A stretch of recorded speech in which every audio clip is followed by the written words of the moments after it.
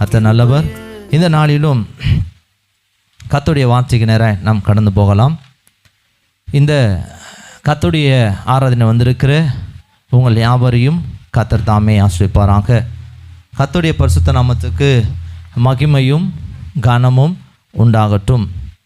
இந்த காலை ஆராதனை வந்திருக்கிற உங்களையும், இந்த ஒளிப்பதிவு மூலமாய் பார்த்து கொண்டிருக்கிற உங்களையும், இந்த சத்தத்தை ஒளிப்பெருக்கி மூலமாய் கேட்டுக்கொண்டு இருக்கிற யாவரையும் கர்த்தர் தாமே ஆசீர்வதிப்பாராக. இந்த ஆராதனை முடிவில் நமக்கு பரிசுத்த திருப்பந்தி உண்டு. ஆகவே பொறுமையாக இருந்து ஆசீர்வாதத்தை பெற்றுக்கொண்டு கடந்து போவோம். கர்த்தர் உங்களை ஆசீர்வதிப்பாராக. ஒவ்வொரு திருப்பந்தியின் ஆராதனையிலும் நாம் சுத்திகரிப்பின் செய்தியை தொடர்ந்து நாம் தியானித்து வருகிறோம். இந்த நாளிலும் நாம் சுத்திகரிப்பின் செய்தியை நாம் தியானிக்க போகிறோம். ஒரு வசனத்தை நாம் வாசிக்கலாம். ரோமருக்கு நிருபம் 2ஆம் அதிகாரம் 7ஆம் வசனத்தை ஒரு வாசிக்க கேட்கலாம். ரோமர் 2:7 2:7 சோர்ந்து போகாமல் நற்கிரியைகளை செய்து மகிமையையும் கனத்தையும் அழியாமையையும் தேடுகிறவர்களுக்கு நித்திய ஜீவனை அளிப்பார். அல்லேலூயா, அல்லேலூயா. கர்த்தருடைய பரிசுத்த நாமத்துக்கு மகிமையும் கனமும் உண்டாகட்டும். சோர்ந்து போகாமல் நற்கிரியைகளை செய்து மகிமையையும் கனத்தையும் அழியாமையையும் தேடுகிறவர்களுக்கு நித்திய ஜீவனை அளிப்பார். அல்லேலூயா, அல்லேலூயா. கர்த்தருடைய பரிசுத்த நாமத்துக்கு மகிமை உண்டாகட்டும். இந்த வேத வசனமானது தேவனுடைய ஜனங்களுக்கு, குறிப்பாக சபை மக்களுக்கு, நமக்கு இது சொல்லப்படுகிற வார்த்தையாக இருக்கிறது. இந்த வார்த்தை கொஞ்சம் அப்படி நம்ம தியானிக்கும்போது சோர்ந்து போகாமல் என்று இந்த வேத பகுதி தொடங்குகிறது இல்லையா? சோர்ந்து போகாமல் நற்கிரியைகளை நம்ம என்ன பண்ணுமா செய்ய வேண்டும். சோர்ந்து போகாமல் நற்கிரியைகளை நம்ம செய்ய வேண்டும். எது வரைக்கும் செய்யணும் அப்படின்னாக்கா, நம்முடைய கடைசி நாள் வரைக்கும் அல்லது கர்த்தருடைய வருகை வரைக்கும் நம்ம என்ன பண்ணுமா நற்கிரியைகளை நம்ம செய்து கொண்டே இருக்கணும் இல்லையா? அப்போ நம்ம கடைசி வரைக்கும் சோர்ந்து போகாமல் நற்கிரியைகளை செய்கிறவர்களாக தேவனை கர்த்தர் நம்மை அவர் தெரிந்து கொண்டார். எத்தனை பேர் விசுவாசிக்கிறீங்க? அல்லேலூயா, ஆமேன் சொல்லாமா? நற்கிரியை செய்வராக தான் கர்த்தர் நம்மை தெரிந்து கொண்டார். ஆமேன்னா அப்படியே ஆக கடவுது என்று சொல்லி அர்த்தம். சரி, நற்கிரியைகளை நம்ம செய்ய வேண்டும் என்று சொல்லி அவர் நம்மை தெரிந்து கொண்டார். நற்கிரியைகள் என்றால் என்ன அப்படின்னா, தேவனுக்கு பிரியமுள்ள காரியங்களை நம்ம வாழ்க்கையில், குடும்பத்தில் எல்லாவற்றையும் செய்ய வேண்டும் என்று சொல்லி விரும்புகிறார். இதுவரையும் நமக்கு பிரியமுள்ள காரியத்தை தான் நம்ம என்ன பண்ணியிருந்தோம்.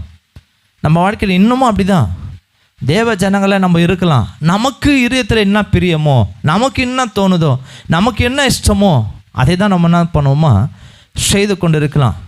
அந்த காரியங்கள் அது ஒரு வேளை நன்மையாகவும் இருக்கலாம், ஒரு வேளை தீமையாகவும் இருக்கலாம். அல்லேலூயா. எல்லாமே நமக்கு நன்மையாக இருக்கும் என்று சொல்லி ஒரு நாள் நம்ம நம்பி என்ன பண்ணக்கூடாது, செய்திடவே முடியாது. ஏன்னா மனுஷனுக்கு நன்மையாக தோன்றுகிற எல்லாமே முடிவில் சில வேளையில் அது எங்கே போய் முடியுதுன்னா தீமையில் போய் அது முடியும். ஆகையினால நம்ம தேவனுக்கு பிரியமுள்ள காரியங்களை நம்முடைய இருதயத்தில் இல்லையா, இருதயத்தில் நன்மையான காரியங்கள், சிந்தையில் நன்மையான காரியங்கள், நம்முடைய பேச்சில் நன்மையான காரியங்கள், நம்முடைய நடக்கையில் நன்மையான காரியங்களை தேவனாய் கர்த்தருக்கு பிரியமுள்ள காரியங்களாக நம்ம என்ன செய்யணுமா நம்ம செய்ய வேண்டும். நம்முடைய தனிப்பட்ட வாழ்க்கையில் நற்கிரியைகள் நமக்கு உள்ளிருந்து தான் வரணும். முதலாவது நற்கிரியைகள் நம்முடைய இருதயத்தில் நல்ல குணங்கள் இல்லையா. நமக்குள்ளே எப்பவுமே நல்ல குணம் இருக்காது, அது வேறு.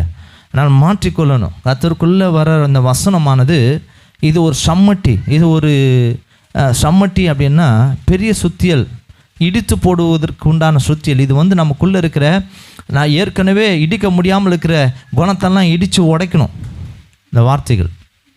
அப்போ இருதயத்தில் குணங்கள் தேவனுக்கு பிரியமுள்ள குணமாக இருக்குதா நீங்கள் பார்க்கணும். அதுதான் நற்கிரியைகள். நம்முடைய இருதயத்தில் நமக்கு உண்டான குணங்கள்லாம் தேவனுக்கு பிரியமுள்ளதாக இருக்குதா யோசித்து பாருங்களேன்.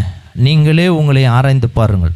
உங்கள் சிந்தைகள் தேவனுக்கு பிரியமுள்ளதாக இருக்கிறதா யோசித்து பாருங்கள். எனக்கு பிரியமுள்ளதா உங்களுக்கு பிரியமுள்ளதா அல்ல, கர்த்தருக்கு பிரியமுள்ளதாக இருக்கா. நான் யோசிக்கிறேனே இது கர்த்தருக்கு பிரியமா அப்படின்னு சொல்லி நீங்கள் உங்களே நிதானித்து பாருங்கள். நான் பேசுகிறேன், சில வேளையில் இந்த காரியங்கள் எனக்கு நான் பேசுகிறேன், எனக்கு ஆதங்கத்தில் பேசுகிறேன், என் இஷ்டத்துக்கு நான் பேசுகிறேன், ஆனால் இது கர்த்தருக்கு பிரியமா அப்படின்னு சொல்லி நீங்கள் பேசுகிற ஒவ்வொரு வார்த்தையிலும் நீங்கள் என்ன பண்ணோம், எந்த இடத்துல நீங்கள் பேசினாலும் கர்த்தருக்கு பிரியமா என்று சொல்லி உங்களை நீங்களே நிதானித்து பாருங்கள். நான் சில காரியங்களை செய்கிறேனே, இந்த காரியங்கள் கர்த்தருக்கு பிரியமா அப்படின்னு சொல்லி உங்கள் தனிப்பட்ட வாழ்க்கையில் நீங்கள் எந்த மறைவாக செய்தாலும் இது கர்த்தருக்கு பிரியமா என்று சொல்லி உங்களை நீங்களே ஆராய்ந்து பார்த்து கொள்ளுங்கள்.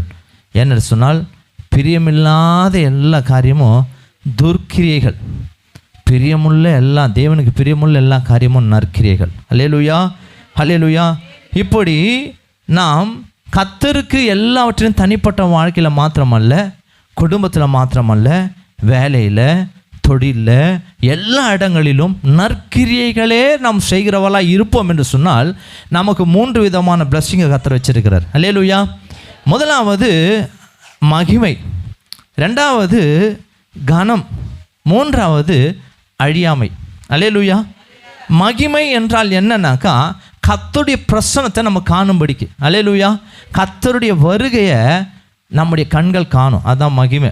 அல்லேலூயா.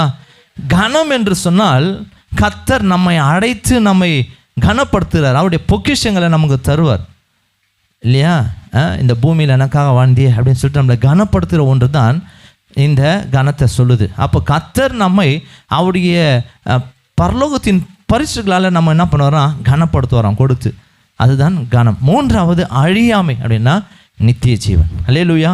அப்போ இந்த 3 பிளஸ்ஸிங்கும் யாருக்கு தேவனாய் கர்த்தர் வைக்கிறார்னா சோர்ந்து போகாமல் நற்கிரியைகளை எந்த சூழ்நிலையிலும் செய்கிறவர்கள் தான் வச்சிருக்கிறார். அல்லேலூயா, அல்லேலூயா. அப்போ இந்த மகிமையை, இந்த கனத்தை, இந்த அழியாமையை இன்றைக்கும் நம்ம பரலோக ராஜ்யத்தை சுதந்திரிக்கணும் அப்படின்னு சொல்லி தேடுகிற நாம், இவைகளை பெற வேண்டும் என்று சொல்லி காத்திருக்கிற நாம் சோர்ந்து போகாமல் எப்பொழுதும் நற்கிரியைகளை நம்ம என்ன செய்யணுமா, செய்ய வேண்டும்.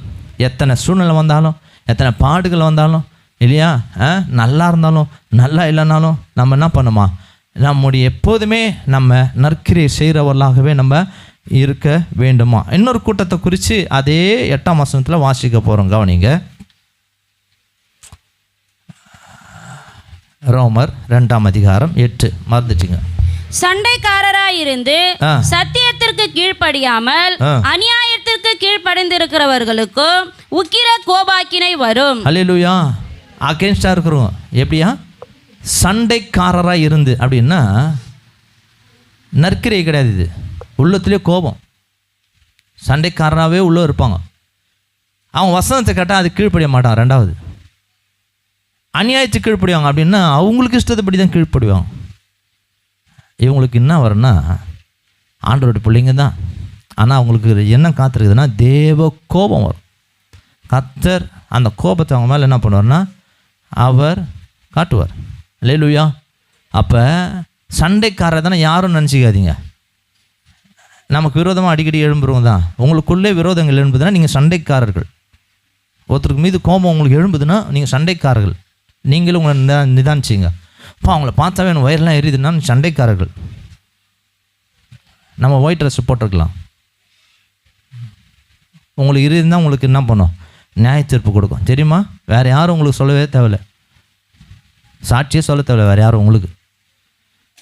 நமக்கு நாமே சாட்சி, நம்முடைய இருதயமே நமக்கு விரோதமாக சாட்சி. உங்களுக்கு உள்ள இருதயம் உங்களுக்கு ஒருத்தரை பார்த்து உங்களுக்கு அப்படியே கொஞ்சம் எரிச்சல் வருதுன்னா, அதுவும் தேவ பிள்ளைங்களை பார்த்து எரிச்சல் வருதுன்னா, தேவ பிள்ளைங்களை பார்த்து ஒருத்தனை எரிச்சல் வருதுன்னா அவன் யாருக்கு தான் எரிச்சல் வரணும்? நீங்கள் தான் சொல்லணும். யாருக்கு தான் எரிச்சல் வரணும்? பிசாசுக்கு தான் எரிச்சல் வரணும்.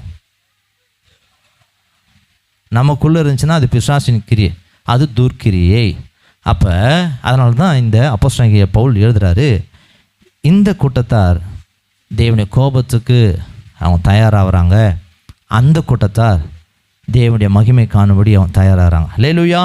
அப்போ எப்போதுமே தேவ ஜனங்கள் நம்முடைய வாழ்க்கையில் நம்ம இன்றைக்கு இதை கேட்குறோம், பரலோகத்தின் மகிமையை நம்ம வேண்டுகிறோம். நம்ம பரலோகத்தின் மகிமையை நான் காணணும், பரலோகத்தின் கனத்தை நான் காணணும், நித்திய வாழ்வையை நித்திய ஜீவனை நான் பெற்றுக்கொள்ளணும் அப்படின்னு சொல்லி நம்ம வாழ்க்கையில் நினைக்கிறோம், ஜெபிக்கிறோம், அதுக்காக பிரயாசப்படுகிறோம் இல்லையா?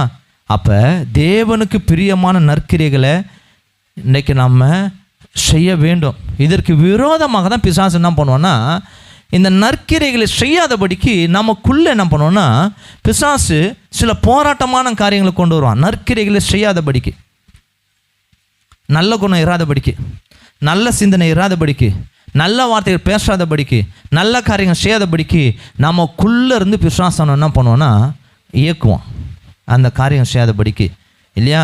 எப்படின்னா அது ஒரு உபத்திரமாக இருக்கும், போராட்டமாக இருக்கும், அது ஒரு பாடாக இருக்கும், அது ஒரு கஷ்டமாக இருக்கும். ஆனாலும் பாருங்கள், எல்லாருடைய வாழ்க்கையிலும் எத்தனை சூழ்நிலைகள் வந்தாலும், அத்தனை சூழ்நிலைகள் மத்தியிலும், அத்தனை கஷ்டத்தின் மத்தியில் கூட நம்ம என்ன செய்யணுமா, நற்கிரியைகளை மாத்திரம் நம்ம செய்துகிட்டே போகணும். அல்லேலூயா.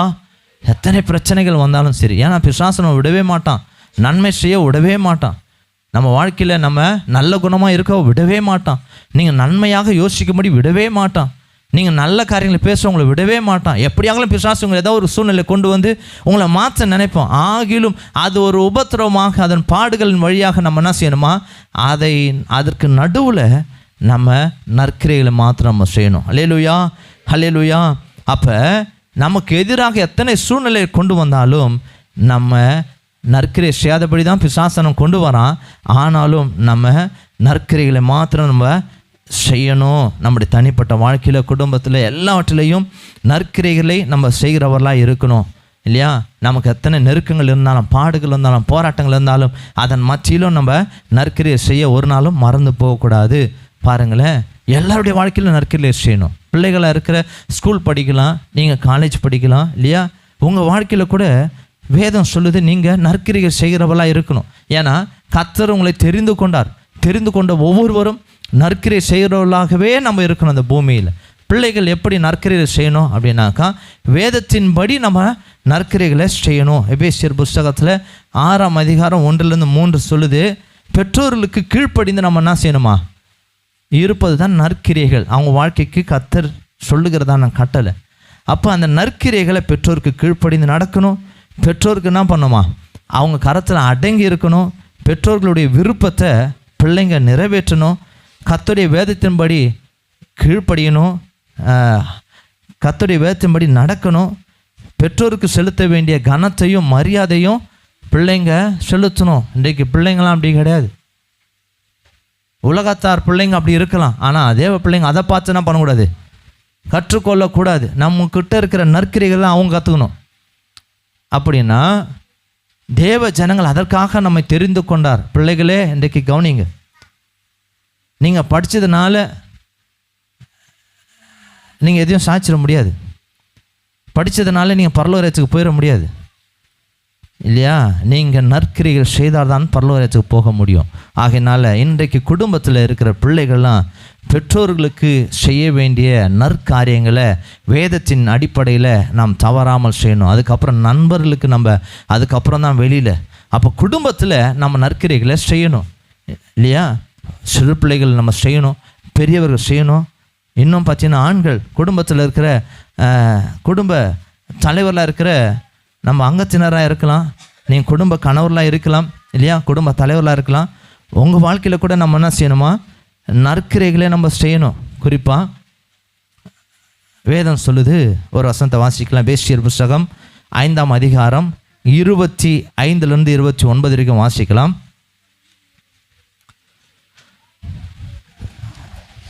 புருஷர்களே, உங்கள் மனைவிகளில் அன்பு கூறுங்கள், அப்படியே கிறிஸ்துவும் சபையில் அன்பு கூர்ந்து தாம் அதை திருவசனத்தை கொண்டு தண்ணீர் முழுக்கினால் சுத்திகரித்து பரிசுத்தமாக்குகிறதற்கும் கரைதிரை முதலானவைகள் ஒன்றும் இல்லாமல் பரிசுத்தமும் பிழையற்றதுமான மகிமையுள்ள சபையாக அதை தமக்கு முன் நிறுத்திக் கொள்வதற்கும் தம்மை தாமே அதற்காக ஒப்பு கொடுத்தார். அதாவது நிறுத்துங்க, மீண்டும் நான் படிக்க போறோம்.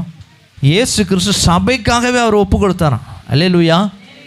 இயேசு கிறிஸ்து சபைக்காகவே அவர் என்ன பண்ணார், அவரை ஒப்பு கொடுத்தார். அதே போல் இயேசு கிறிஸ்துவே தங்கள் சொந்த சபையை நேசிக்கிற சபையை அவரை நேசிக்கிறபடியா அந்த சபையை நேசிக்கிறபடியா அவரே கொடுத்ததுனால இங்கே என்ன சொல்கிறாருன்னா, கணவர்மார்களே புருஷர்களே உங்களுடைய சொந்த மனைவிக்கு என்ன பண்ணுங்க, நீங்கள் என்ன பண்ணுறது சொல்லுங்கள் சகோதரி, என்ன பண்ணுறது? அன்பு கூறுங்கள். வாயில் வார்த்தையே வரமாட்டேங்குது. அன்பு கூறுங்கள் இல்லையா? ரெண்டாவது என்ன தான் பண்ணோம், உங்கள் மனைவிகளுக்கு உண்மையாக இருக்கணும். வேதம் சொல்லுது, நீங்கள் அந்த வசனங்களை குறித்து கொள்ளுங்கள். 33 வரைக்கும் நீங்கள் குறித்து கொள்ளுங்கள். உங்கள் சொந்த மனைவிகளுக்கு நீங்கள் என்ன பண்ணணும், உண்மையாக இருக்கணும், அன்பு கூறணும், உண்மையாக இருக்கணும். அவர்கள் என்ன பண்ணணுமா, அவளை அடிமையாக நீங்கள் பார்க்கக்கூடாது. அடிமையாகவோ வெறுப்பாகவோ கசந்து கொள்ளவோ நம்ம என்ன பண்ணக்கூடாது. ஏன்னா இதெல்லாம் நற்கிரியை உங்கள் வாழ்க்கையில் அங்கே வராமல் நீங்கள் எங்கே கொண்டு போயிட முடியாது. வெளியில் போய் நீங்கள் நற்கிரியை நான் செய்கிறேன் அப்படின்னு சொல்லி நீங்கள் போயிட முடியாது. அப்போ உங்கள் குடும்பத்தில் உங்களோடு கூட இருக்கிற உங்களுடைய மனைவிடத்தில் நீங்கள் என்ன செய்கிறீங்களோ அதே தான் தேவனாய் கர்த்தருக்கு செய்கிறது போல், வெளியில் செய்கிறது போல். அல்லேலூயா. அப்போ உங்கள் மனைவிக்கு நம்ம என்ன பண்ணக்கூடாது, நம்ம துரோகம் செய்யக்கூடாது இல்லையா? ஏமாற்றம்லாம் கூடாது. வேதம் அதுதான் சொல்லித்தருது. உங்கள் மனைவிக்கு செய்ய வேண்டிய உங்கள் கடமையை தவறாமல் செய்யணும். கடமைனா என்ன அப்படின்னா, அவர்களை கடைசி வரையிலும் போஷித்து பராமரித்து பாதுகாக்கணும். இதுதான் ஒவ்வொரு புருஷர்களுக்கும் வேதம் சொல்லுகிற கட்டளை. அதுதான் நற்கிரியே. இந்த குடும்பத்தில் நீங்கள் செய்யாமல் நீங்கள் வெளியில் போய் செய்தாக்கா கர்த்தர் ஒரு நாளும் எதை ஏற்றுக்கொள்ள மாட்டார். ஃபஸ்ட்டு எங்கே செய்யணும், குடும்பத்தில் நீங்கள் அவர்களை பராமரித்து போஷித்து பாதுகாக்க வேண்டும். அதுதான் திருமண நாட்களில் என்ன பண்ணுறாரு, கற்றுத்தரார். நீங்கள் கடைசி வரையிலும் நான் காப்பாற்றுவேன்னு சொல்லிடுவாங்க. ஆனால் என்ன பண்ணுவாங்க, அவங்க மாத்திரம் எங்கன்னா போயிட்டு என்ன பண்ணுவாங்க, எங்கே நல்லா கிடைக்குமோ அவங்க சாப்பிட்டெல்லாம் வந்துடுவாங்க. அவங்க எப்போ நான் போட்டோம் இல்லையா, எங்கெல்லாம் போய்ட்டு நல்ல ஃபங்க்ஷன்லாம் போயிட்டு வந்துடுவாங்க. எங்கெல்லாம் அவங்கள காப்பாற்றிக்கணுமோ அங்கெல்லாம் காப்பாற்றிக்குவாங்க சில பேர். ஆனால் என்ன பண்ணுவாங்க, சில மனைவிகளை அவங்க விட்டு அவங்க போட்டோம் பார்த்து எதனா சாப்பிட்டுக்குவாங்க அப்படின்னு சொல்லி என்ன பண்ணுவோன்னா கேர் பண்ணுறது இல்லை. இன்றைக்கு தேவ ஜனங்க தான் இல்லையா, அவளை என்ன பண்ணுறதில்ல, அவள் சொந்த சரீரங்களாக கூட அவள் நினைக்கிறது இல்லை இல்லையா. அவங்கள என்ன பண்ணுவாங்க, சில பேர் அவங்களுக்கு இஷ்டப்படி என்ன பண்ணுவாங்க, சில துணியெல்லாம் எடுத்துக்குவாங்க இல்லையா. ஆனால் அவங்க மனைவிகளுக்கு என்ன பண்ணுறதில்ல, அவங்க விருப்பத்தின்படி அவங்க செய்கிறதே இல்லை. இவங்க இஷ்டத்துக்கு என்னவோ இவங்க பண்ணிக்குவாங்க இல்லையா. சொந்த சரீரங்களாக வேதம் சொல்லுது, நீங்கள் நேசிக்க வேண்டும் என்று சொல்லப்பட்டாலும் நம்ம வாழ்க்கையில் இன்றைக்கு ஆண்களாக இருக்கிற புருஷர்கள் அநேகர் என்ன பண்ணாங்க, அவங்களுக்கு மாத்திரம் நன்மையை என்ன பண்ணுவாங்க தேடிக்குவாங்க, அவங்களுக்கு மாத்திரம் சுகத்தை தேடிக்குவாங்க, அவங்களுக்கு மாத்திரம் என்ன பண்ணுவாங்க பேரையும் புகழையும் எல்லாவற்றையும் தேடிக்குவாங்க. ஆனால் அவங்க கூட இருக்கிற அவங்க சொந்த மனைவிகளுக்கு என்ன பண்ணுறதில்ல, பராமரிக்க முடியாது, போஷிக்க முடியாது, அவங்களுக்கு என்ன பண்ண முடியாது, அவங்களுக்கு பாதுகாக்க இன்றைக்கு ஆட்கள் இல்லாமல் இருக்கிறாங்க பாருங்களேன். அப்படியானால் யோசித்து பாருங்கள், நம்ம நற்கிரியை செய்கிறோமா? அப்போ வேதத்தில் உங்கள் குடும்பத்தில் அங்கே நீங்கள் நற்கிரியை செய்யாமல் வேறு எங்கே போய் நீங்கள் செய்ய போகிறீங்க? முதல் குடும்பத்துலேருந்து தான் வேதம் தொடங்குது. அவங்க குடும்பத்தில் தான் நீங்கள் என்ன பண்ணணும். ஏன்னா தேவனை கர்த்தர் சபையை நேசிக்கிறார். அதற்கு அடையாளமாக ஒவ்வொரு புருஷரும் மனைவியை நம்ம என்ன செய்யணுமா, வீட்டில் நேசிக்கணும். அதுதான் இயேசு கிறிஸ்துவுக்கு அடையாளம். நீங்கள் இயேசு கிறிஸ்துவுக்கு நாம் தேவனுக்கு பிள்ளை என்று சொல்கிற நாம் இயேசு கிறிஸ்துவை போல நம்ம என்ன செய்யணுமா, நம்ம வாழ வேண்டும். அதே போல் மனைவிகளும் உங்கள் சொந்த புருஷர்களுக்கு நம்ம என்ன செய்யணுமா, வசனத்தை ஒன்று வாசிப்போம். எபேசியர் புஸ்தகம் 5ஆம் அதிகாரம் 22 - 24 2 வசனத்தை வாசிக்கலாம். மனைவிகளே கர்த்தருக்கு கீழ்ப்படுகிறது போல உங்கள் சொந்த புருஷருக்கும் கீழ்ப்படியுங்கள். இதுதான் இன்னைக்கு இல்லவே இல்லை. கர்த்தருக்கு கீழ்ப்படிவாங்க, வசனம் சொல்லுது, ஜபத்தில் இருப்பாங்க. ஆனால் யாருக்கு கீழ்ப்படிய மாட்டாங்க. அப்போ எப்படி அந்த ஜபம் வேலை செய்யும் நீங்கள் நினைக்கிறீங்களா?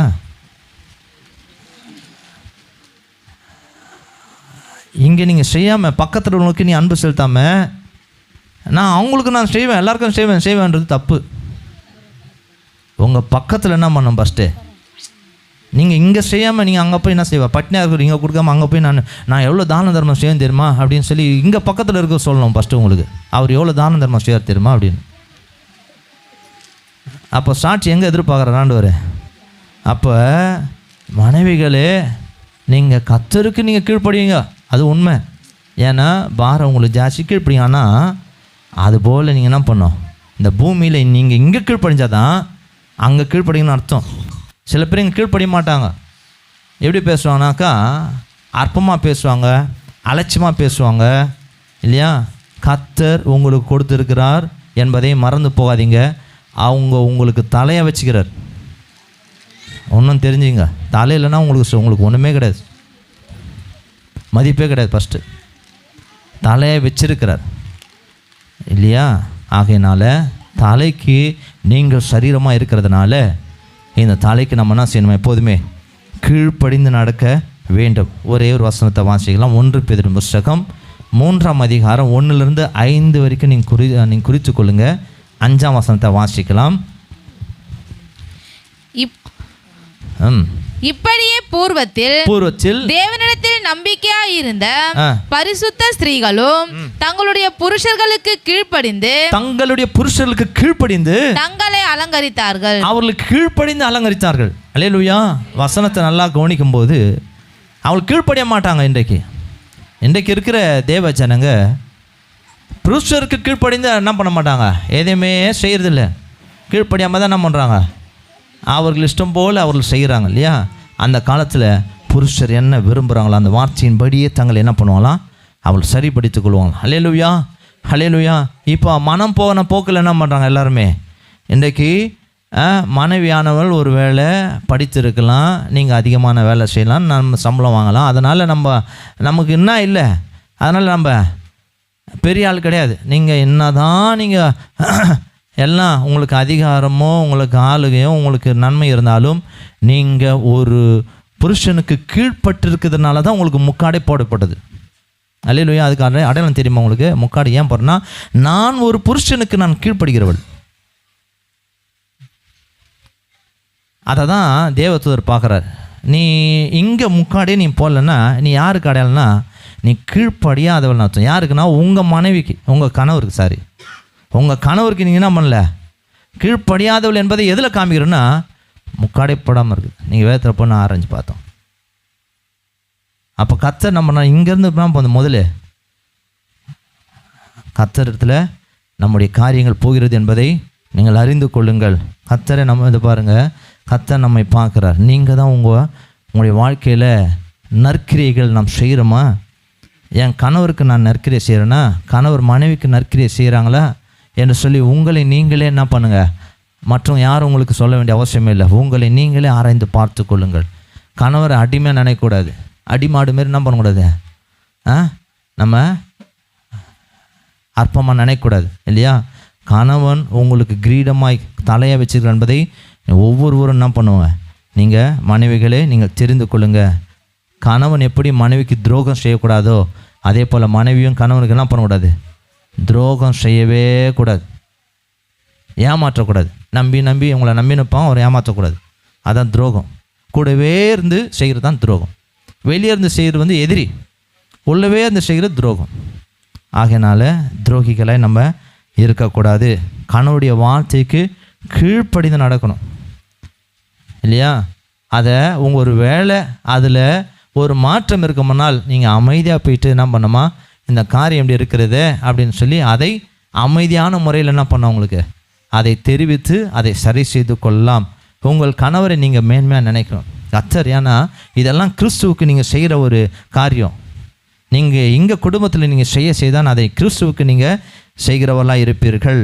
உங்கள் சரீரங்களை நீங்கள் எப்படி உங்களை நீங்கள் பார்த்துக்கிறீங்களோ அதே போல் உங்கள் கணவரையும் நீங்கள் என்ன பண்ணுங்கள், சொந்த சரீரங்களாக நீங்கள் பாவித்து கொள்ள வேண்டும். அதாவது அப்படி நினைத்து அவங்களுக்கு என்ன பண்ணுமா, நீங்கள் உங்களுக்கு செய்ய வேண்டிய கணத்தை நீ எப்படி செஞ்சுக்கிறீங்க, உங்கள் சரீரத்துக்கு நீங்கள் எப்படி செய்கிறீங்களோ அதே போல் உங்கள் சொந்த சரீரங்களாக நம்ம கணவரையும் கவனிக்கணும். இதை தான் வேதம் சொல்லுது. யாருக்குமே அங்கே அதிகமானது குறைவானது இல்லை. கணவனும் மனைவியும் என்ன செய்யணுமா? கணவனுக்கு மனைவியும் மனைவிக்கு கணவனும் என்ன செய்யணும்? நற்கிரைகளை செய்யணும் அங்கே குடும்பத்தில், இல்லையா? இந்த நற்கிரைகளை கேட்குறீங்க, நீங்கள் செய்யணும். குடும்பத்தில் நம்ம செய்யணும், இல்லையா? கணவனுக்கு எப்படி இருக்கணும்னு சொல்லி வேதம் தெளிவாக சொல்லி தருது. நீங்கள் அதை செய்யாமல் நம்ம என்னதான் நம்ம மற்ற காரியங்கள்லாம் நம்ம செய்தோம்னு சொன்னால் குடும்பத்திலே நம்ம முதலாவது சரியில்லாமல் வெளில வந்து நம்ம என்ன செய்ய முடியாது? ஒன்றுமே செய்ய முடியாது, இல்லையா? குடும்பத்தை நம்ம என்ன பண்ணணுமா? க்ளீன் பண்ணணும். வீட்டை க்ளீன் பண்ணாமல் நம்ம அங்கே போய் க்ளீன் பண்ணுறது அது நல்லா இருக்காது. அதனால் ஃபஸ்ட்டு வீட்டை நம்ம என்ன பண்ணணுமா? கரெக்ட் பண்ணணும். உங்களை குறித்து சாட்சி அங்கே இருக்கணும், உங்களை அன்பாக அனுப்பணும். அவங்க என்ன சொல்லுவாங்க? நீங்கள் போகிறீங்க, இதோ உங்களுக்கு பின்னாடியே சாட்சி உங்கள் கூடவே தான் வரும். அதனால் உங்கள் சாட்சி எப்படி இருக்குதுன்னு நீங்கள் கேட்டுங்க. என் சாட்சி எப்படி இருக்குது யாருன்னா சொல்ல முடியுமான்னு சொல்லி உங்கள் வீட்டுக்காரையே நீ கேட்டுங்க. கணவன்மார்கள் உங்கள் சாட்சியை நீங்கள் மனைவிட்ட போய் கேட்டுங்க, சரிங்களா? அதில் குறைவு இருக்குமானா எங்கிட்ட வந்து கேளுங்க. எதனா பிரச்சனை இருக்குதுன்னு எங்கிட்ட வந்து சொல்லுங்கள். நாங்கள் என்ன பண்ணுறோம்? அவங்கள கூப்பிட்டு விசாரிக்கிறோம். எதனா குடும்பத்தில் நீங்கள் சொல்கிறீங்க இவங்க நடக்கிறதே இல்லை அப்படின்னு சொல்லி ஒருவேளை கணவரோ மனைவியோ அப்படிப்பட்ட காரியங்களுக்கு முன்னாடி நீங்கள் கொண்டு வாங்க. கர்த்தர் உங்களுக்கு தக்க ஆலோசனை கொடுப்பார். அல்லேலூயா. அப்போ இதுதான் நற்கிரியைகள். முதலாவது குடும்பத்தில், அப்புறம் வேலையில், அதுக்கப்புறம் வெளியில், நண்பர்கள் மத்தியில், அப்புறம் பார்த்தீங்கன்னா நம்ம போகிற இடத்துலாம் நற்கிரியைகள். அது இருதயத்திலேருந்து வரணும், இருதயத்தில் வரணும், சிந்தையில் வரணும். இருதயத்தில் வராமல் இங்கே வந்துடாது, கையில் வராது. இருதயத்திலிருந்தான் ஒரு மனுஷனுக்கு என்ன பண்ணோம்? வெளியே வரும். அப்போ இருதயத்தில் நம்ம நற்கிரியைகள் உடையவர்களாய் மாற்றிக்கொள்ளணும், சிந்தையில் நற்கிரியை உடையவர்களாய் மாற்றிக்கொள்ளணும், நம்முடைய பேச்சில் நற்கிரைகள் உடையவர்களாய் மாற்றிக்கொள்ளணும், நம்முடைய செயல்களில் நற்கிரைகள் உடையதாக நம்ம மாற்றிக்கொள்ள வேண்டும். உலகத்தான் செய்வான், எப்படி ஒன்றா செய்வான். அதை பார்த்து நம்ம கற்றுன்னு வந்து நம்ம இங்கே செய்கிறதுக்கு ஆண்டவர் நம்மளை தெரிந்து கொள்ளவில்லை. உங்களை பார்த்து தான் ஒருத்தர் என்ன பண்ணணுமா? அவர்கள் கற்றுக்கொள்ளணும்.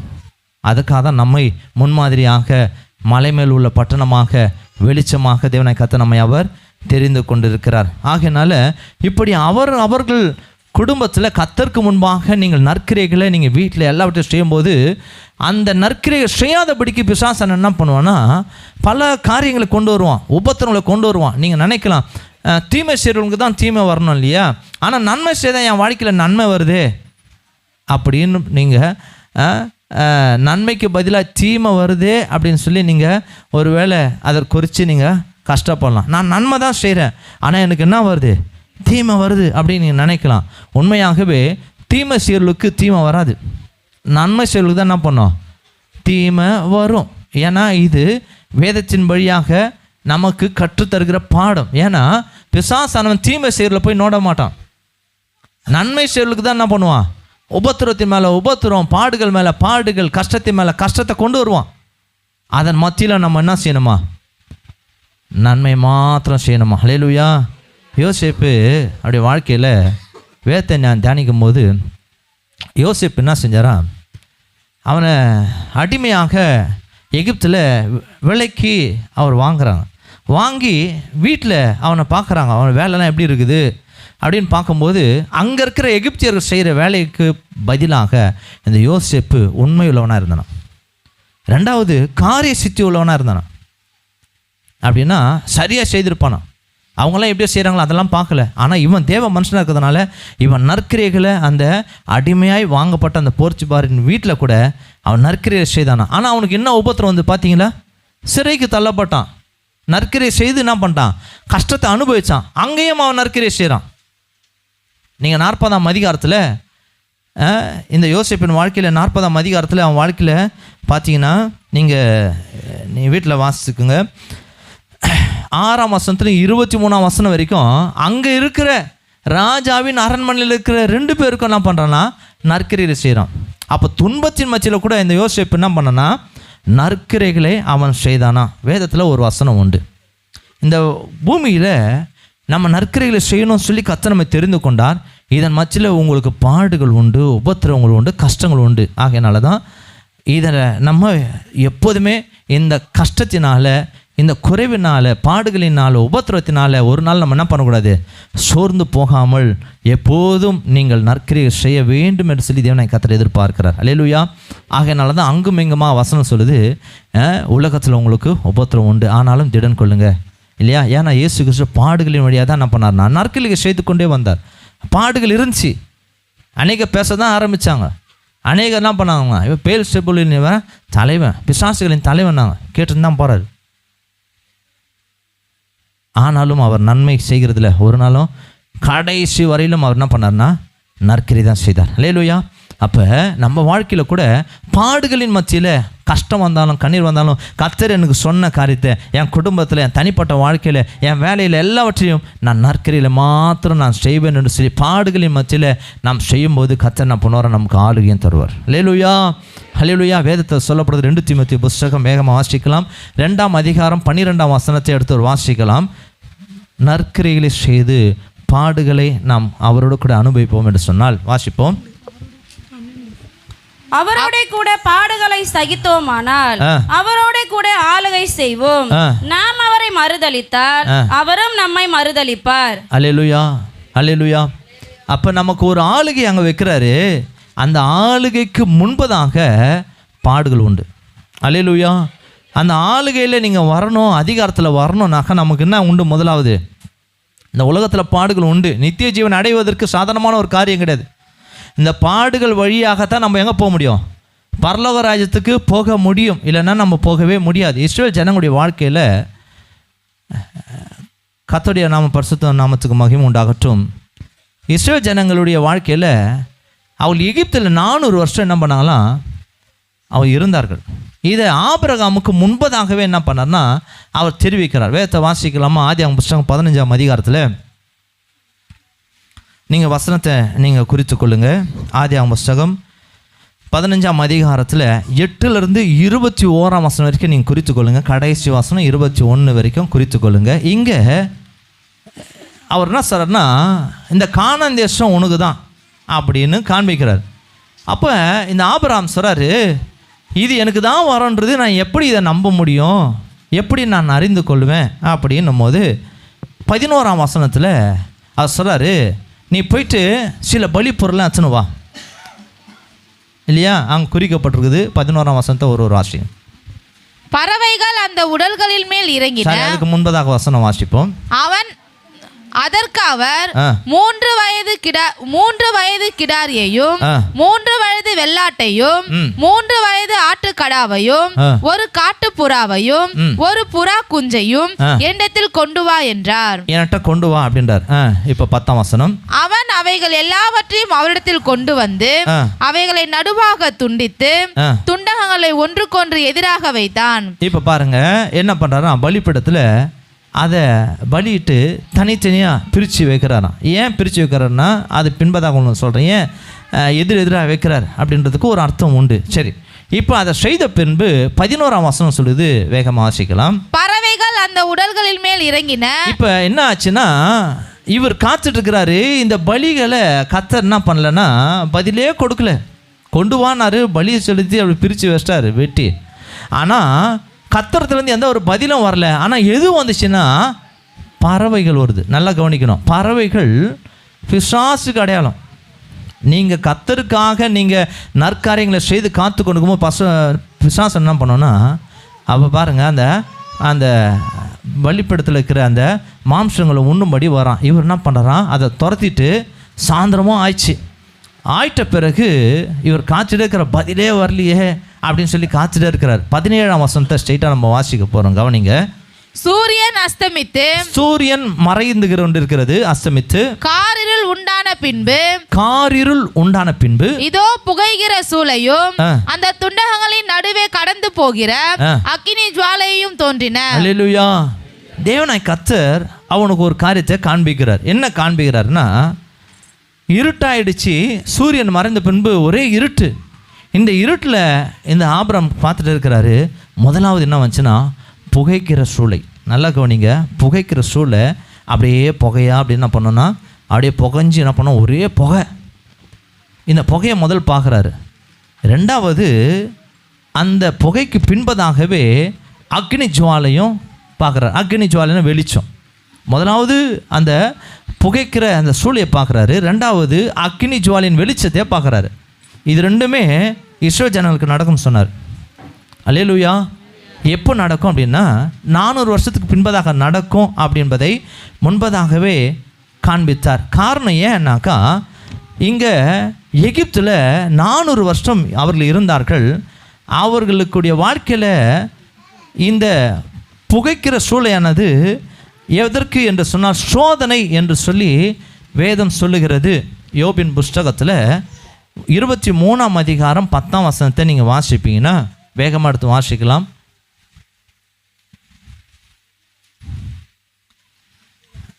யோபின் புஸ்தகம் 23:10. ஆனாலும் நான் போகும் வழியை அவர் அறிவார், அவர் என்னை சோதித்த பின் நான் பொன்னாக விளங்குவேன். அவர் என்னை சோதித்த பின் நான் என்ன பண்ணுவேன்? பொன்னாக விளங்குவேன் என்று சொல்லி இந்த யோபு சொல்கிறார், யோபு பக்தன் சொல்கிறார். சரி, இன்னொரு வசனத்தை கூட வாசிக்கலாம் பாருங்களேன். உபாகம புஸ்தகம் 4ஆம் அதிகாரம் 20ஆம் வசனம். இந்நாளில் நீங்கள் இருக்கிறது போல தமக்கு சுதந்திரமான ஜனமாய் இருக்கும்படி கர்த்தர் உங்களை சேர்த்து கொண்டு உங்களை எகிப்து என்னும் இருப்பு காலவாயில் இருந்து புறப்பட பண்ணினார். இருப்பு காலவாய் அப்படின்னாவே அது என்னன்னாக்கா, சோதனை செய்கிற ஒரு கொடுமையான ஒரு தேசம்தான் எகிப்து தேசம். இருப்பு காலவாய் அப்படின்னா அங்கே என்ன பண்ணோன்னா, ஒரு பொன்னாகிய அந்த ஆபரணத்தை சுத்திகரிப்பதுக்கு நெருப்பை பயன்படுத்துவாங்க. இங்கே எகிப்தில் பாருங்கள், இந்த எகிப்தில் 400 வருஷம் ஜனங்கள் என்ன பண்ணாலாம், புடமிடப்பட்டவர்களாய் வாழ்ந்தார்கள். முதலாவது இந்த யோசேப்பு எல்லாருக்குமே என்ன பண்ணான், அவன் காலத்தில் நற்கிரைகளை செய்தான். ஆனால் அப்படிப்பட்ட நாட்களில் பாருங்களேன், நற்கிரையை செய்தான். யோசேப்பு பேர் பிரபலமாக மாறிச்சு, அதிபதியாக இருந்தான். ஆனாலும் யோசேப்பை அறியாத ஒரு ராஜா எழுப்பி என்ன பண்ணனா, எந்த இஸ்ரவேல் ஜனங்களை ஒடுக்கும்படி பார்த்தான். அந்த ஒடுக்கின நாட்கள் 400 வருஷத்தில் தான் இந்த சம்பவம் நடக்குது. இந்த புகைக்கிற சூளை என்று சொன்னால் சோதனை வழியாக தேவனை கர்த்தர் என்ன பண்ணாராம், அவர் வழி நடத்தினார். அப்போ இந்த சோதனையை, இந்த புகைக்கிற சூளையை தேவனை கர்த்தர் தம்முடைய ஜனங்களுக்கு அனுமதித்தார். ஏன் அப்படின்னா, அதுதான் அவருடைய கருவி. நம்மளை சீர்படுத்துவதற்கு தேவனை கர்த்தர் ஒரு சோதனை வச்சிருக்கிறார். புகைக்கிற சூளையும் அக்னி ஜுவாலையும் ரெண்டும் ஒன்றோட ஒன்று ஒன்றாலும் பிரியாது. புகைக்கிற சூளையும் அக்னி ஜுவாலையும் நம்ம வாழ்க்கையில் நம்ம அப்படி தான். புகைக்கிற சூளையும் நமக்கு சோதனையும், அக்னி ஜுவாலை என்று சொல்லுகிற ஆசீர்வாதமும் இது ஒன்றோட ஒன்று பிரியாது. இந்த சோதனை வரும், இதில் நாம் கடந்து வரும்போது ஆசீர்வாதமாக வரும். அல்லேலூயா. இது ரெண்டு தான் ஆபிரகாமுக்கு முன்பதாக காண்பித்து இஸ்ரவேல் ஜனங்கள் 400 வருஷம் என்ன பண்ணுவாங்க, புடமிடப்படுவார்கள், அவர்கள் கஷ்டப்படுவார்கள், உபத்திரப்படுவார்கள் என்று சொல்லி அவளுக்கு தேவனை கர்த்தர் பாருங்கள் முன்பதாகவே என்ன பண்ணாராம், அவர்களுக்கு இந்த ஆபிரகாமுக்கு காண்பித்தார். அப்போ பாருங்கள், நன்மைகளுக்கு முன்பதாக நமக்கு என்ன பண்ணுமா, சோதனை வரும், பாடுகள் வந்தால் தான் செய்யும் இல்லையா. இந்த இஸ்ரவேல் ஜனங்க இவர்களை சோதித்த பின்பு 400 வருஷம் கர்த்தர் இந்த சம்பவத்தில் அவங்கள வழிநடத்த பின்பு அவங்க ஒன்றும் கற்றுக்கினாலாம். என்னன்னாக்கா, தேவனாய் கர்த்தர் இந்த மோசே வார்த்தையை சொல்லும் போது நம்பி விசுவாசிட்டாங்களாம். அல்லேலூயா. இவ்வளோ நாள் அவங்க விக்கிரகத்தின்படியே அவங்க 400 வருஷமாக 4 தலைமுறையும் வாழ்ந்துருக்குது. எகிப்தின் அந்த வாழ்க்கையில் வாழ்ந்துருக்குது. தேவனாய் கர்த்தர் இந்த இஸ்ரவேல் ஜனங்களை அவர் பாருங்கள் புடமிட்டப்பட்ட பின்பு தான் இவர்கள் ஒன்றை தெரிந்து கொண்டாங்க, இஸ்ரவேலின் தேவனாய் கர்த்தரை தெரிந்து கொண்டாங்க. ஹல்லேலூயா, ஹல்லேலூயா. ஆகையினால தான் அவர்களுக்காக அந்த கானானை தேவனாய் கர்த்தர் ஆயத்தப்படுத்தினார். ஹல்லேலூயா.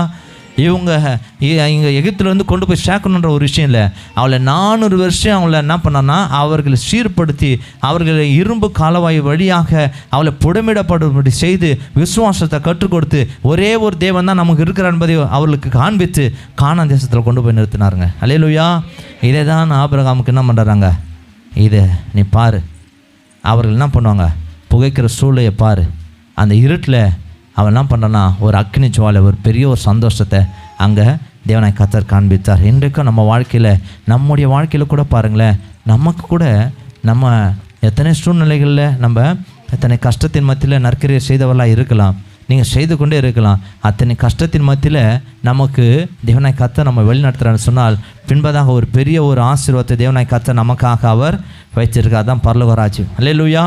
அப்போ இந்த இஸ்ரவேல் ஜனங்களுக்கு சோதனை வழியாக தான் என்ன பண்ணார்னா சீர்படுத்தி அவர் என்ன பண்ணார்னா கொண்டு வந்து கானான் தேசத்தை சுதந்திரிக்கும்படி செய்தார். அல்லேலூயா. பாருங்களேன், அந்த சோதனை இல்லைனாக்கா அவங்களுக்கு என்ன இல்லை, அவங்களுக்கு உபத்திரம் இல்லைனாக்கா அவங்களுக்கு கானான் தேசம் கிடையாது. ஆகையினால தேவ ஜனங்களாக இருக்க நம்முடைய வாழ்க்கையில் கடைசி நம்ம கர்த்தருடைய சமூகத்தில் போகிற வரைக்கும் நமக்கு என்ன உண்டு, புகைக்கிற சூளையும் அக்கினி ஜுவாலையும் உண்டு. அல்லேலூயா. இது நமக்கு வாழ்க்கையில் வரும் உபத்திரம் பாடுகள்லாம் வந்துனே இருக்கும். அதன் மத்தியில் நம்ம என்ன செய்யணுமா, காத்து கொண்டு இருக்கணுமா. இந்த ஆபிரகாம் காத்து கொண்டே இருந்தாராம். என்ன தான் நடக்க போகுது காத்து கொண்டு இருந்தாராம். பாருங்களேன், அப்போ இந்த சோதனை வழியாக தான் அக்னி ஜுவாலை ஒரு வெளிச்சம் வந்தபோது தான் அவனுக்கு ஒரு சந்தோஷமாக வந்துச்சான். ஏன்னா அந்த துண்டங்களின் வழியாக உடன்படிக்கை செய்கிறார், அக்னி ஜுவாலை கடந்து போகிறது. அப்படியானால் ஒரு உடன்படிக்கை செய்தான். இப்படி தான் இஸ்ரவேல் ஜனங்களை நான் என்ன பண்ணுவேன், சோதித்த பின்பு அவர்களை முழுவதுமாக மகிழ்ச்சி அடையும்படி நான் வெளிச்சத்துக்குள்ளே கொண்டு வருவேன் என்பதை தேவனாய் கர்த்தர் உடன்படிக்கை மூலமாக தெரிவித்தாராம். அப்போ நம்ம வாழ்க்கையில் கூட தேவ ஜனங்களாக இருக்க நம்முடைய வாழ்க்கையில் கூட பாருங்களேன், நமக்கு சோதனை இல்லாமல் ஆசீர்வாதம் வராது, நம்ம பாடு இல்லாமல் நமக்கு ஆசீர்வாதம் வராது, உபத்திரம் இல்லாமல் நமக்கு ஆசீர்வாதம் வராது. ஆனால் அந்த உபத்திரத்தில் கூட நம்ம என்ன பண்ணுமா, சோர்ந்து போகாமல் நம்ம என்ன பண்ணுமா, நற்கிரியில் செய்யணும். அன்னாள் என்பதே உங்களுக்கு தெரியும், அன்னாள் இருக்கிற இல்லையா. இந்த அன்னாளுக்கு பிரச்சனை இல்லாத வரைக்கும் கர்த்தர் என்ன பண்ணால் கர்ப்பத்தை அடைத்தான் வச்சார். அல்லேலூயா. ஆனால் வசனம் சொல்லுது, அவருடைய இன்னொரு அவருடைய கணவருடைய இன்னொரு மனைவி இருக்காங்க இல்லையா, அவங்க இவங்களை விசனப்படுத்தும் போது தான் இவங்களை ரொம்ப மாற முடியவெல்லாம் என்ன பண்ணாங்களாம், தேவாலயத்தில் போய் அவள் என்ன பண்ணாலாம், மனம் வருந்தி அவன் என்ன பண்ணாலாம், அழுதார்கள். அப்போ அங்கே ஒரு உபத்திரம் இருந்ததுனால தான் கர்த்தர் அவளை நினைத்தார்னு சொல்லி 19ஆம் வசனத்தில் எழுதப்படுறது. அல்லேலூயா. 1 சாமுவேல் புத்தகம் 1ஆம் அதிகாரத்தில் இப்படி வாழ்க்கையில் 6ஆம் வசனத்தை நீங்கள் வாசித்து பாருங்களேன். கர்த்தர் அவள் கர்ப்பத்தை அடைத்தபடியினால் அவளுடைய சக்கலத்தை அவள் துக்கப்படும்படியாக அவளை மிகவும் விசனப்படுத்துவாள். இந்த துக்கப்படும்படியான விசனப்படுத்தும்படியான காரியம் அவனுக்கு இல்லைனாக்கா என்ன பண்ணிக்க முடியாது, தேவாலயத்துக்கு போயே இருக்க மாட்டான். கர்த்தரும் அவங்களெலாம் பண்ணிருக்க முடியாது, இறங்கி இருக்க முடியாது. அப்போ ஒரு துக்கத்தின் பாதின் வழியாக இவள் கடந்த போது தான் ஒரு ஆசீர்வாதத்தை அங்கே வச்சார். அல்லேலூயா. அப்போ தேவனாய் கர்த்தர் இன்றைக்கு நம்ம வாழ்க்கையில் கூட பாடுகளின் வழியாக தான் நமக்கும் பரலோக ராஜ்யம். பாடுகள் இருந்தால் தான் உங்கள் வாழ்க்கையில் உயர்வு இருக்கும், பாடுகள் இருந்தால் தான் உங்களுக்கு மேன்மை வரும், பாடுகள் இருந்தால் தான் உங்களுக்கு கனம் வரும். நான் எனக்கு பாடே வரக்கூடாது, நான் நிம்மதியாக இருக்கணும்னாக்கா நமக்கு தேவனுடைய ஆசீர்வாதம் எதுவுமே வராது. தேவனுடைய சகல ஆசீர்வாதமும் நம்ம கடைசி வரையிலும் பரலோக ராஜ்யம் சேர்ற வரைக்கும் நமக்கு சோதனைகள் உண்டு, நமக்கு வேதனைகள் உண்டு இல்லையா. அதே நேரத்தில் அதை தொடர்ந்து நமக்கு ஆசீர்வாதமாக உண்டு. அல்லேலூயா. அப்போ இந்த புகைக்கிற சூளையும் இந்த அக்கினி ஜுவாலையும் நம்முடைய வாழ்க்கையில் நம்மை விட்டு பிரியாது. ஆனால் கர்த்தர் நமக்கு அவருடைய அன்புனால நமக்கு கொடுக்கப்பட்டுள்ள ஒரு சோதனை கருவி. சோதனை அவருடைய அன்புனால நமக்கு கொடுத்துருக்கிறாராம். புகைக்கிற சூளை அவருடைய அன்புனால இருந்திருக்குதான். ஆகையினால இது நமக்கு ஏன் வந்துச்சு, என் வாழ்க்கையில் ஏன் வந்துச்சு அப்படின்னா கூடாது, இதை சந்தோஷமாக ஏற்றுக்கொண்டு என்ன பண்ணுமா, அந்த நேரத்தில் கூட நம்ம நற்கிரிகளை செய்கிறவர்களாக இருக்கணும். மொர்தெகாய் என்பவரை உங்களுக்கு நல்லா தெரியும். அவருடைய வாழ்க்கையை நீங்கள் பார்க்கும்போது அரண்மனை வாசலில் தான் உட்காந்து அவருடைய வாழ்க்கையில் என்ன பண்ண வாழ்நாள் போதுமா அப்படி தான் அவர் என்ன பண்ணார்னா அன்றாடம் வேலை எதனா வருமானால் அதை செய்வார். அப்படிப்பட்ட இந்த மொர்தெகாயை கர்த்தர் என்ன பண்ணார், ஆசீர்வாதத்தை உயர்த்தினார். இன்றைக்கு உயர்வு நமக்கு வேண்டும் அப்படி சொல்லி நம்ம நினைக்கிறோம் இல்லையா. எஸ்தர் புஸ்தகத்தில் 9ஆம் அதிகாரம் 4ஆம் வசனத்தை வேகமாக எடுத்து வாசித்து பார்த்தீங்கன்னா இங்கே மொர்தெகாய் தேவனாய் கர்த்தரை உயர்த்துகிறார். வாசிப்போம். மொர்தெகாய் ராஜாவின் அரண்மனையில் பெரியவனாய் இருந்தான். அவனுடைய கீர்த்தி எல்லா நாடுகளிலும் பிரசித்தமாயிற்று. ராஜாவின் பேர் இல்லை, அவனுடைய கீர்த்தி, அவனுடைய பேர் பிரஸ்தாபங்கள். இந்த மொர்தெகாய் என்பவன் மேன்மேலும் பெரியவனானான். அவன் மாத்திரம் பெரியவனாயிட்டே இருக்கிறான். அப்படின்னா அவனுடைய கனமும் மகிமை பெருட்டே இருக்குது. ராஜாவை குறித்து சொல்ல, மொர்தெகாய் குறித்து காரணம் என்ன தெரியுமா, அவன் அரண்மனை வாசலில் இருந்தாலும் நற்கிரியை செய்தான். வேதத்தில் நீங்கள் வாசிக்கும் போது 6ஆம் அதிகாரத்தில் 1-2 நீ வசனத்தை நீங்கள் வாசிக்கலாம். அந்த ராத்திரியிலே ராஜாவுக்கு நித்திரை வராதபடினால் கால வர்த்தமானங்கள் எழுதியிருக்கிற நடபடி புஸ்தகத்தை கொண்டு வர சொன்னான். அது ராஜ சமூகத்தில் வாசிக்கப்பட்டது. அப்பொழுது வாசற் காவலாளரில் ராஜாவின் 2 பிரதானிகளாகிய பிக்தானாவும் தேரேசும் ராஜாவாகிய அகாஸ்வேருவின் மேல் கை போட பார்த்த செய்தியை மொர்தெகாய் அறிவித்தான் என்று எழுதியிருக்கிறது வாசிக்கப்பட்டது. போதும். இங்க அவன் என்ன செய்தானா, அந்த அரண்மனை வாசல் இருந்தாலும் அப்படின்னா எந்த ஒரு வசதியே இல்லாத போதும் அவன் என்ன பண்ணான், நற்கிரியை செய்தான். சரி, இப்போ பெரியவன் ஆயிட்டானாக்கா ராஜ அரண்மனைக்கு வந்துட்டான். அப்போ நன்மை தாங்க செய்தான் அவன். அல்லேலூயா. நீங்கள் வாசித்து பாருங்களேன், 10ஆம் அதிகாரத்தில் 3ஆம் வசனத்தை நீங்கள் வாசித்து பாருங்க. யூதனாகிய மொர்தெகாய் ராஜாவாகிய அகாஸ்வேருவுக்கு 2வது ஆனவனும் யூதருக்குள் பெரியவனும் தன் திரளான சகோதரருக்கு பிரியமானவனுமாய் இருந்ததுமன்றி தன் ஜனங்களுடைய நன்மையை நாடி தன் குலத்தாருக்கெல்லாம் சமாதானம் உண்டாகும்படி பேசுகிறவனுமாய் இருந்தான். அல்லேலூயா. எவ்வளோ ஒரு நற்கிரிகள் நிறைந்த ஒரு மனுஷனாக இருந்தான் பாருங்களேன், இல்லையா? அவனுக்கு இருந்தாலும் நன்மை செய்தான், அவனுக்கு இல்லைனாலும் என்ன பண்ணுறான்னா நற்கிரிகளை மாத்திரம் அவன் செய்கிறவனாக இருந்தான். ஆகையினால தான் கர்த்தர் என்ன பண்ணாரான், அவன் வாழ்க்கையில் ராஜாவிட கனத்தை பெற்றவனாய் மாற்றினாரான். அல்லேலூயா. ராஜாவிட கனம் மிகுந்தவனாய் மாற்றினான். இவன் பேர் தான் பிரஸ்தாபம் எல்லா ஊர்களிலும். அங்கே இவரை தான் அங்கே மேன்மையாக இவருடைய பேர் பிரஸ்தாபம் ஆயிட்டான். அப்போ யோசித்து பாருங்கள், இன்றைக்கி நம்ம வாழ்க்கையில் நன்மைகளை நம்ம தேடுறோம். ஆனால் பாருங்களேன், அதுக்கு நடுவில் எத்தனை பிரச்சனைகளை இந்த மொர்தெகாய் சந்திக்கிறார் என்பதை நீங்கள் பார்க்க முடியும், இல்லையா?